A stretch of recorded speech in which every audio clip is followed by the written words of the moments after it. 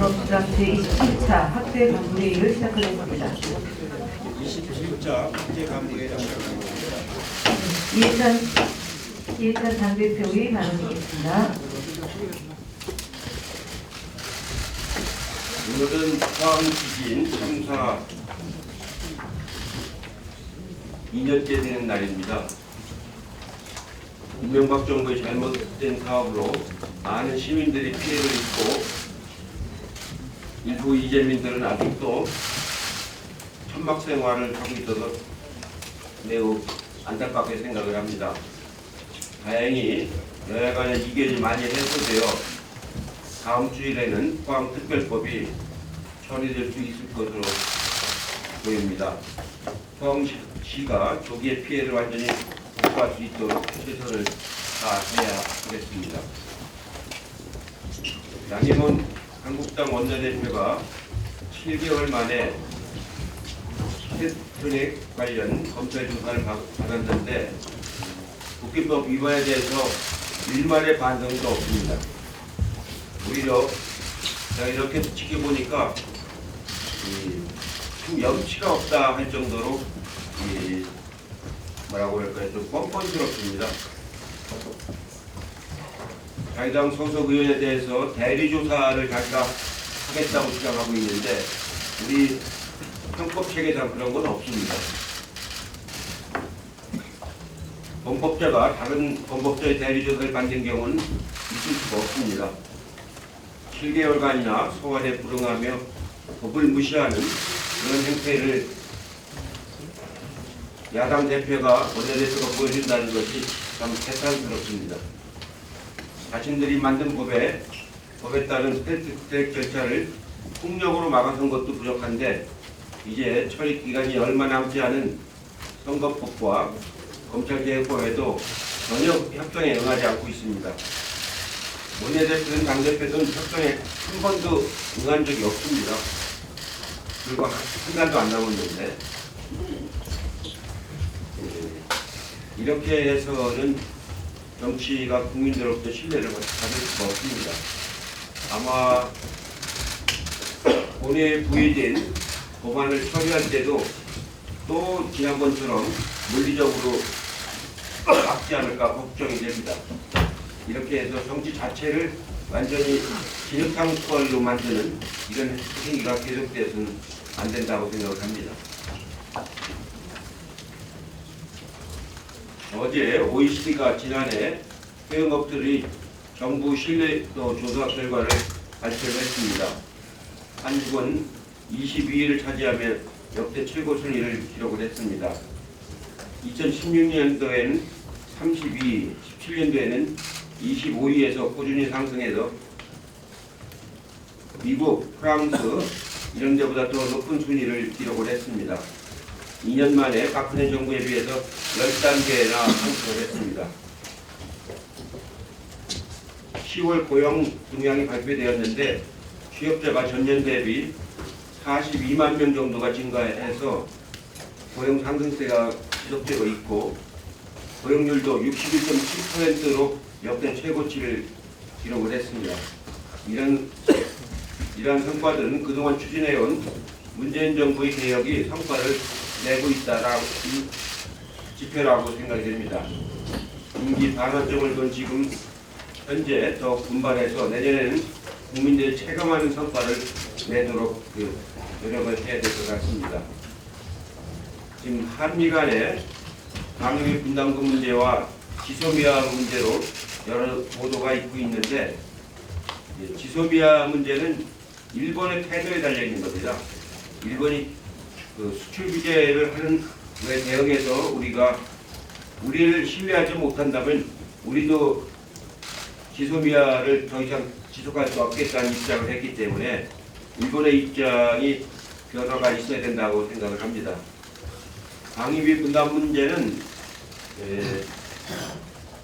우리 지역이 미국의 여러 가지 전략적인 요충지입니다. 그렇기 때문에 우리가 그동안에 방위비 분담을 해왔고 작년에도 1조 300억이 넘는 굉장히 큰 부담을 우리가 감수를 했습니다. 요즘에 언론에 보도되고 있는 50억 불을 해야 된다고 하는 것은 그 터무니없는 그런 그 미국의 입장이라고 생각을 합니다. 합리적으로 공정하게 서로 간에 신뢰할 수 있는 그런 협상이 되기를 다시 한번 촉구합니다. 이상입니다. 네, 다음은 이인영 원내대표의 발언이겠습니다. 마침내 소방공무원 국가직 전환이 현실로 다가오고 있습니다. 관련 법안이 법사위를 통과해서 지난 10년 동안 소방관과 우리 국민들이 함께 꿈꿔온 수건이 마지막 본행 처리를 앞두고 있습니다. 소방관의 98%는 지자체에 소속되어 있으면서 지역 예산 편차 때문에 안전장비를 사비로 구입해야 하는 열악한 현실도 있었습니다. 소방관은 우리 국민이 어려움에 처했을 때 가장 먼저 달려와서 우리 국민의 목숨을 자신의 목숨을 걸고 우리 국민의 목숨을 구하는 분들입니다. 그러나 한 달 위험 수당은 고작 6만 원에 불과합니다. 지난 4월 강원도 산불 당시 우리는 소방조직 일원화의 중요성을 절감했습니다. 전국의 소방조직이 한 몸처럼 움직인 덕분에 국가 재난사태인 강원도 산불도 조기에 진압할 수 있었습니다. 소방직의 국가직 전환은 국민 안전을 지키는 매우 중요한 전진입니다. 사실 소방 공무원을 국가직으로 전환하는 것은 너무도 당연해 보이고 우리 국민들의 지지도 높은 사안이었습니다. 그러나 이런 당연해 보이는 일조차 말 못할 우여곡절을 겪고서야 여기까지 올 수 있었습니다. 그간 국가직 아니면 불 못 끄냐는 폭언과 험담도 있었고 결국 그 반대를 뚫고 안건 조정위까지 거치면서 어렵게 여기까지 왔습니다. 민주당은 법안 통과를 위해 마지막까지 최선을 다하겠습니다. 민생 입법에도 더욱 힘쓰겠습니다. 어제 개인정보보호법 개정안이 행안위 법안 심사 소위를 통과하면서 데이터 3법의 연내 통과에도 청신호가 들어오고 있습니다. 데이터 3법은 앞으로 50년 동안 우리가 먹고 살아가야 할 데이터 산업, 인공지능 산업을 육성하기 위해서 필수적으로 필요한 법안입니다. 지금 한 발 늦어지면 훗날 5년, 10년 뒤처지는 긴박한 상황입니다. 미래의 새로운 성장 동력을 만드는 일을 더 이상 지체해서는 안 되겠습니다. 아울러 소상공인 지원 3법, 이른바 유통산업발전법, 가맹사업법, 조세 특례 제한법을 비롯한 중요한 민생법안 통과도 서둘러야 합니다. 어제 중소상인들이 국회를 찾아와서 유통산업발전법 등 중소상인 민생 입법을 국회가 빨리 개정할 것을 촉구했습니다. 이들의 절박한 호소에 자유한국당도 함께 팔을 걷어붙이고 나서길 바랍니다. 20대 마지막 정기국회에서 더 많은 민생 법안을 처리할 수 있도록 야당의 협조를 다시 한번 부탁합니다. 어제 자유한국당의 황교안 대표께서 내년도 예산에 대해서 빚놀이를 하겠다는 것이다. 빚을 내서 내년 총선을 앞두고 표가 되는 곳에 뿌리겠다는 것으로 보인다. 국민 세금을 이용한 부도덕한 매표 행위 아니면 뭐겠냐. 국가 부도의 지름길, 집권당의 매표에 장래 세대의 미래가 참 암울해지고 있다라고 최고위원회에서 발언하셨답니다. 총리까지 지낸 분이 하신 말씀이라고는 참으로 믿기 어렵습니다. 그 가운데서도 확장 재정 정책을 빚놀이, 국가 부도의 지름길이라고 주장한 것은 현실을 너무나 왜곡한 해외 톡픽감이다, 이렇게 저는 규정합니다. 진짜 현실은 황교안 대표의 주장과 정확하게 반대의 지점에 있습니다. 우리나라의 재정 건전성은 세계 최고의 수준이고 확장 재정은 세계 경제기구가 이구동성으로 우리 정부에 권하는 정책입니다. 세계 대부분의 나라가 우리의 풍부한 재정 여력을 부러워하고 확장 재정이 우리나라가 보유한 강력한 경제 무기라며 주목하고 있습니다. 우리 예산이 빚놀이고 국가 부도 지름길이면 OECD 국가들은 모두 이미 오래전에 국가 부도가 났어야 합니다. 이런 상황에서 정부가 확장 재정 정책을 망설인다면 그것이야말로 직무유기라고 저는 생각합니다. 진짜 매표 예산을 추진하는 곳은 바로 자유한국당입니다. 지난 6월 당정이 이장 통장 차후 개선을 위해 수당 50%를 올린 바 있습니다. 그때 자유한국당은 총선용 현금 뿌리기라며 맹렬히 반대했었습니다. 그런데 지금 11일 느닷없이 올해 올린 수당을 다시 2배로 또 올리자는 주장을 자유한국당이 했습니다. 아무 설명도 없이 불과 5달 만에 손바닥 뒤집듯이 정반대의 주장을 들고 나온 것입니다. 그때와 지금 상황이 달라진 것은 선거를 앞두고 있다는 것 말고는 하나도 없습니다. 이런 게 바로 황교안 대표께서 주장하는 선거용 매표 예산의 생생한 사례입니다. 자유한국당에게 제안합니다. 국민이 요구하는 것은 치열한 민생 예산 경쟁입니다. 낭비성 예산은 철저히 깎고 생산적 예산은 확실하게 지켜내야 합니다. 민주당은 선심 예산을 막자는 야당의 제안은 수용하겠습니다. 그러나 반대로 어르신과 서민을 위한 일자리 예산 같은 생산적 예산에 대해서는 더 효과적인 집행 방안을 놓고 여야가 치열하게 경쟁해야 합니다. 막무가내 삭감, 무조건 삭감은 더 이상 안 됩니다. 일자리 예산은 삭감의 대상이 아니라 어떻게 더 효과적으로 쓸 수 있는지가 여야 간에 치열하게 경쟁해야 하는 마땅한 생산적 예산이라는 점을 분명히 말씀드립니다. 이상입니다. 다음으로 박주민 최고위원의 발언 있겠습니다. 나경원 원내대표가 고발된 지 거의 7개월 만에 검찰 조사를 받았습니다. 그러나 국회의원이 국회법 위반에 대해서까지도 면책특권을 가지고 있는 것처럼 다른 자유한국당 의원들은 경찰 조사에도 불응했고 검찰 조사에도 불응하고 있습니다. 나경원 원내대표가 검찰에 출석하면서 지난주에 미리 검찰에 제출한 의견서가 언론에 보도되어 화제가 되고 있습니다. 이 의견서에서 나 원내대표는 패스트트랙 지정 당시 자한당 의원들이 제2배 의원실의 문을 잠그거나 쇼파로 문을 막는 방법으로 제2배 의원이 의원실 밖으로 나서지 못하게 한 행위는 제2배 의원이 젊고 건장하기에 감금이 될 수 없으며 심지어 안에서 빵을 나눠 먹거나 마술쇼를 보면서 화기애애했다고 주장했다고 합니다.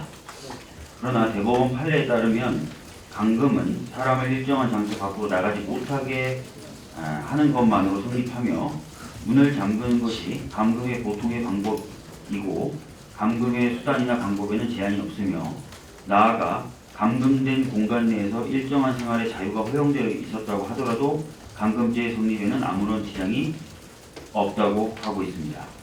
이런 대법원 판례에 비춰보면 당시 자한당 의원들이 제2배 의원실에 문을 잠그고 쇼파 등으로 문을 막아선 행위는 당연히 감금에 해당하며 설사 안에서 빵을 나눠 먹거나 마술쇼를 보았다고 하더라도 감금죄가 성립하는 데는 아무런 문제가 없습니다. 또 이 의견서에서 나 원내대표는 당시 의안과 팩스로 들어온 서류를 훼손한 것에 대해 공식 서류가 아니므로 위법하지 않다고 주장했다고 합니다. 대법원 판례에 따르면 공용서류, 무효죄의 공용서류는 정식 절차를 밟아 접수되었는가 혹은 완성되어 효력이 있는가의 여부를 전혀 묻지 않습니다. 그러므로 팩스로 의안가에 도달한 문서는 정식으로 접수되었든지 아니면 접수를 해야 할 상태이었든지를 묻지 않고 공용서류에 해당한다고 봐야 하며 이를 훼손한 자한당 의원들의 행위는 공용서류 무효죄에 해당한다 할 것입니다. 자한당 의원들이 이렇게 법적으로 전혀 맞지 않는 주장을 하면서 책임을 회피하기 위해 그동안 출석을 미룬 곳에 불과하다고 지금 보이고 있기에 검찰은 더욱더 수사의 속도를 늦출 필요가 없다 할 것입니다. 검찰은 나 원내대표의 출석 그리고 의견서 접수를 계기로 오히려 더욱더 수사에 박차를 가해 신속하게 결론을 내려야 할 것입니다. 어제 검찰개혁특위에서는 법무부와 함께한 당정회의를 통해서 검찰개혁 진행 상황에 대한 점검을 했습니다. 검찰의 직접 수사의 대폭 축소, 수사 관행 개선, 검증의 실효성 확보, 검사의 이의제기 제도의 실효성 확보, 변호인의 변론권 강화 등에 대해서 심도 있는 토론을 나눴습니다. 당은 지난 당정에서 요구했던 대로 국민이 실제로 체감할 수 있는 내용과 수준의 개혁이 이루어져야 한다는 점을 강조했고 특히 검찰개혁의 속도가 늦어지는 것 아니냐는 우려를 분식시킬 수 있도록 신속하고 힘있게 개혁을 추진해달라고 당부했습니다. 법무부는 여러 어려운 점이 있지만 개혁의 속도를 늦추지 않겠다고 답을 했습니다. 그러나 가장 근본적인 검찰개혁은 국회의 책임 하에 있습니다. 검찰개혁을 위해서 공수처 설치 법안, 검경 수사권 조정 관련 법안 등을 신속하게 처리해야 합니다. 저희 더불어민주당은 이런 법들을 정말 신속하게 그리고 단호하게 처리해서 국민들이 실망하지 않는 검찰개혁을 이뤄내도록 하겠습니다. 이상입니다. 예, 다음으로 박광원 최고위원의 발언이겠습니다. 네. 죄송합니다. 미국이 방위비 분담 협상을 앞두고 지금까지와는 전혀 다른 그런 방식으로 한국 정부를 압박하고 상상할 수 없는 비상식적인 금액을 요구하고 있다는 그런 보도들이 잇따르고 있습니다. 주한미군의 존재는 한국만을 위해서 있는 것은 아니라는 것은 미국 국민들도 아니고 미국의 동아시아에서의 전략적 이익을 극대화하고 또 미국의 안보를 위해서 존재하는 것입니다. 그렇다면 지금까지 해오던 그 방식을 바꿔야 될 이유가 하나도 없다. 오히려 지금 한국에서는 평택의 미군 기지를 수십조 원을 들여서 건설하고 또 미군에 대한 다양한 지원을 하고 있는 마당에 일각에서는 미군이 28,000명 수준을 유지하기로 되어 있는 것이 사실상 24,000명 수준으로 줄었다는 얘기까지 있고 보면은 오히려 미국에게 한국 쪽에서 비용 부담을 줄여야 된다고 요구해야 된다는 목소리까지 나오고 있습니다. 미국의 합리적인 접근을 기대하겠습니다. 예선 대표님과 또 원내대표님 말씀하셨습니다만 자유한국당의 최근 모습은 국민들 눈에나 또는 자유한국당을 지지하는 사람들의 눈에도 매우 불안하게 보이는 것 같습니다. 첫째는 패스트트랙 조사에 관한 불합리성, 억지 이런 것들입니다.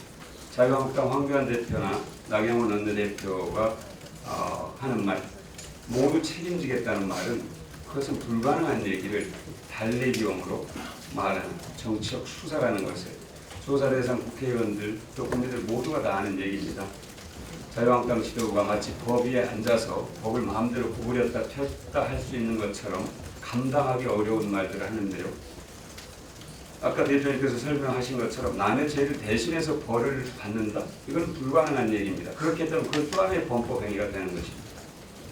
더 이상 법을 무시하지 마시고 보통 국민들처럼 공정하게 조사를 받는 것이 가장 현명한 길이고 상식이라는 점을 강조해서 말씀드리겠습니다. 또한 패스트트랙에 오른 정치개혁법의 통과를 놓고 불안해하는 모습인 것 같습니다. 자유한국당이 지금 보수 통합을 얘기하지만 자유한국당을 뺀 이른바 보수 세력들은 그 통합에 그렇게 매력을 느끼지 못하고 있는 것 같습니다. 아직 정치적 변수들이 많이 남아있기 때문일 것입니다. 그리고 국민들이 명령한 정치개혁과는 전혀 부합하지 않는 통합 시도다 하는 것이 국민들의 판단입니다.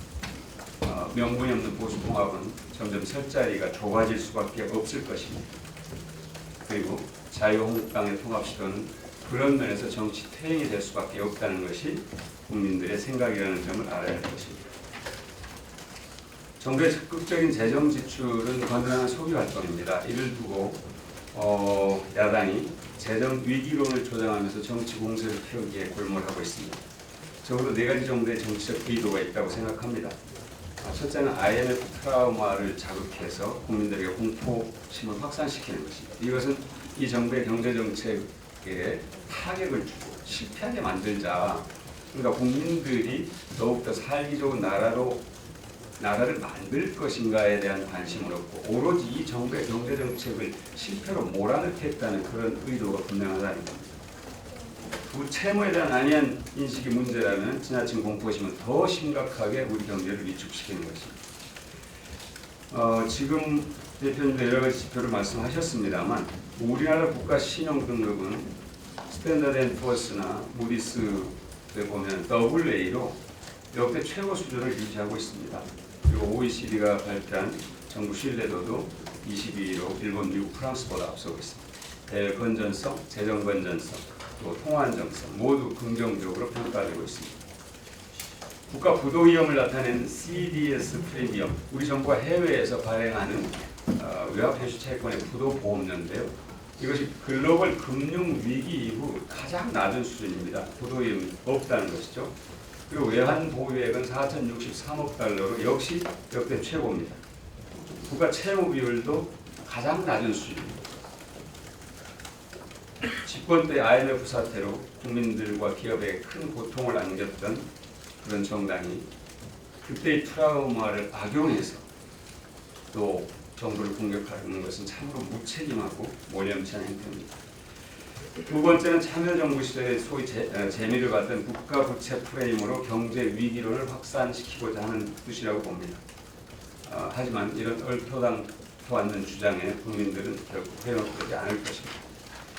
IMF는 이렇게 분석합니다. 재정 여력이 있는 나라가 국가 채무를 줄이면 오히려 성장을 저해한다고 지적하고 있습니다. 지금은 우리 경제가 가진 충분한 여력을 바탕으로 적극적으로 확장적 재정 정책을 써야 할 때입니다. 셋째는 국민이 선택한 토용 성장의 방향을 좌절시키고자 하는 것이라고 봅니다. 재정 건장하란 말은 긴축 재정의 다른 말이고 이것은 양극화의 고통과 책임을 고스란히 국민들에게 전가하고 정부는 손을 떼라는 얘기와 똑같은 겁니다. 고령화가 심각하니까 더 심해질 때까지 기다렸다가 쓰기 위해서 지금 돈을 쓰지 말자 하는 얘기를 하는데 지금보다 더 심각해지면 돈을 쓰자는 얘기는 그건 3살 먹은 어린아이에게도 동의를 구하기 어려운 얘기입니다.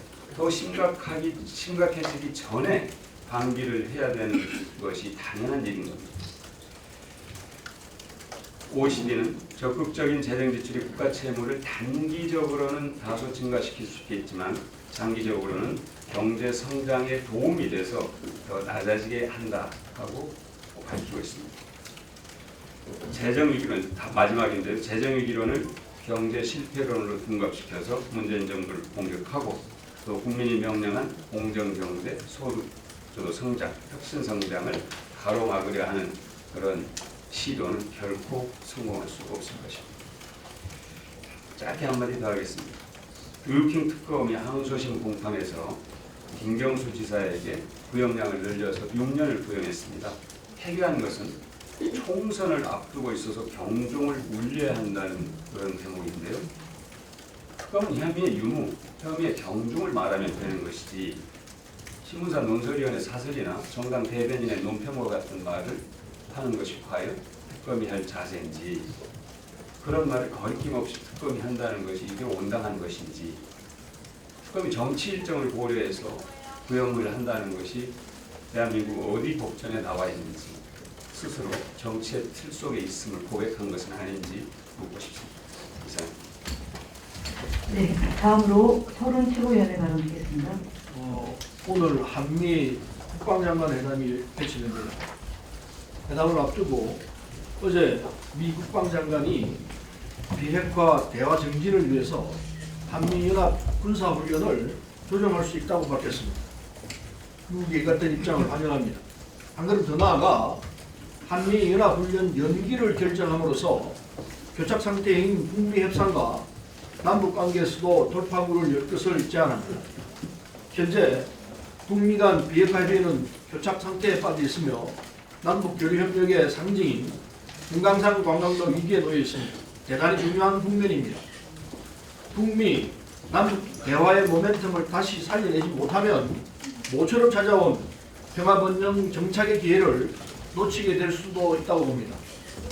북한도 미국의 한미연합훈련 조정 언급에 긍정적 반응을 내놓은 만큼 한미 양국이 대화의 동력을 살리기 위해 모든 노력을 해야 합니다.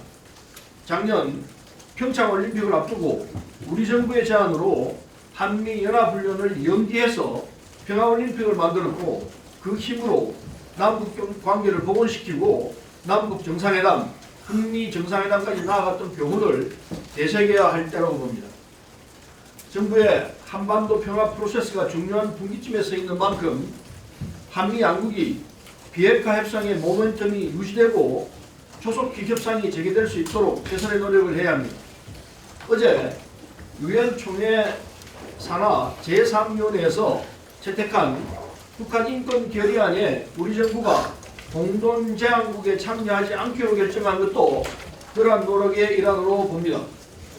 한미연합훈련 연기는 남북관계 복원, 북미협상 재개를 통해 한반도 평화 번영의 문을 여는 열쇠로 작용할 수 있을 것이라고 봅니다. 이상입니다. 네, 다음으로 김영 최고위원이 발언 있겠습니다. 청년들이 일자리, 주거, 교육, 부채 등 많은 어려움을 겪고 있습니다. 이러한 청년 문제의 본질은 양극화 사회, 격차 사회에 있다고 생각합니다. 최근 많은 논의가 이루어지고 있는 교육 문제 역시 그 뿌리는 이러한 격차 사회에 있습니다. 때문에 청년 문제를 해결하기 위한 중요한 지점 중 하나가 바로 대기업, 중소기업 간 또 정규직, 비정규직 사이의 격차를 줄여나가는 일입니다. 이와 관련하여 청년 내일 체험 공제, 선취업, 후학습 지원 등이 이번 예산안에 포함되어 있습니다. 이러한 예산들은 우리 사회 문제를 해결하기 위해 반드시 필요한 예산이고 더욱 확대되어 나가야 하는 예산입니다. 자유한국당에서는 청년들 사이의 격차를 줄여나가기 위한 이러한 예산들을 삭감하려고 할 것이 아니라 국가의 미래를 위해 합리적인 자세로 예산 심사에 임해야 할 것입니다. 저희 더불어민주당에서는 청년들에게 사회 안전망을 제공하고 격차를 줄여나가기 위한 정책들을 지속적으로 추진해 나가겠습니다. 이상입니다. 예, 다음은 전용기 전국대학생위원장이 발언하겠습니다. 네, 어제는 2020년 대학 수학능력 시험이 있었습니다. 수험생 여러분, 그간의 노력을 충분히 발휘하시기를 바랍니다. 그리고 이제 앞으로의 미래를 향해 노를 저어 나가신 것을 응원합니다. 그러나 어제도 매년과 같이 19년의 인구의 시간을 매듭짓고 세상에 나아갈 수 있었던 한 꽃다운 학생이 성적을 비관해 비극적인 결정을 했다는 소식이 있었습니다.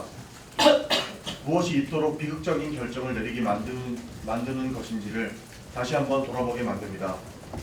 좋은 대학에 가야 한다라는 말은 1960년 이후 지식인들이 부족했던 우리나라가 현재의 경쟁력을 갖게 해준 말이지만 현대에 들어서며 그 말은 10대의 전부이자 인생의 전부라 느끼게 만들었습니다.